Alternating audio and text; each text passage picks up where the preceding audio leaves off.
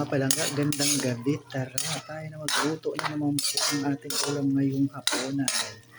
Ako ay gumawa ng kalabaw steak. Ayan. Prinito ko muna yung binabad ko, minarinate bago ko prinito. At ayan na po.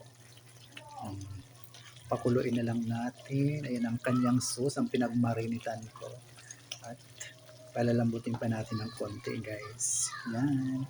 So yun guys, lagyan na natin ang ating granules, ang ating magic sarap, at ang ating oyster sauce. Yan. Para yummy na.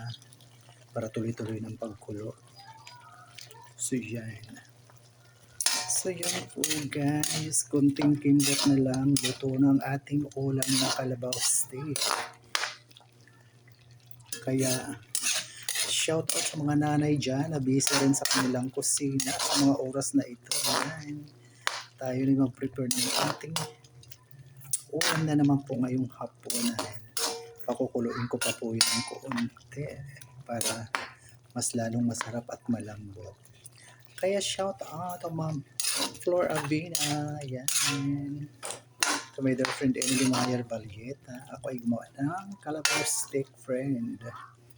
At sa aking mga bisyo dyan, Ma'am Bidel Lemos, Ma'am Marian Carrion, Desi Colette, Ma'am Marilyn Gutierrez, and Ma'am Junicia Mendoza Aganoy. Sir GM, hi! Yun. Ayun. Takpan muna natin mga kapangga.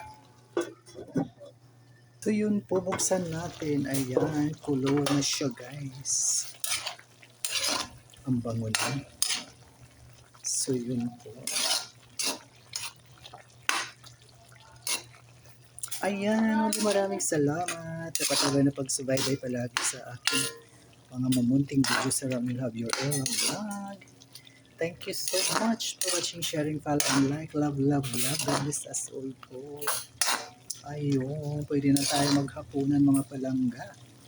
Samahan niyo kami ng aking pamilya sa aming pagkainan mga guys. Pwede ba mga guys? So yun. So ayan na po mga palanggang ating simpleng lutong bahay na ulam na kalabaw steak. So yan guys. Tara na tayo na maghapunan. Yan. Muli maraming salamat. Yun.